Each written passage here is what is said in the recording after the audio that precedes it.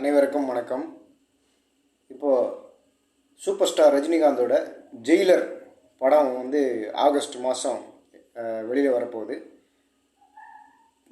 படத்துக்கு ப்ரொமோஷன் கொடுக்குற வேலையெல்லாம் ஸ்டார்ட் பண்ணிட்டாங்க. ஒரு 2-3 டேஸ் முன்னாடி இசை வெளியீட்டு விழா நடந்தது. பிரம்மாண்டமாக நடந்தது. ரொம்ப படத்தோடைய டைரக்டர் வந்து யாருன்னு பார்த்தீங்கன்னா மிஸ்டர் நெல்சன். பீஸ்ட் படத்தோட விஜயோட பீஸ்ட் படத்தை டைரக்ட் பண்ண அதே நெல்சன் தான் வந்து ஜெயிலர் படத்தையும் டைரக்ட் பண்ணியிருக்காரு சூப்பர் ஸ்டார் ரஜினிகாந்தை வச்சு.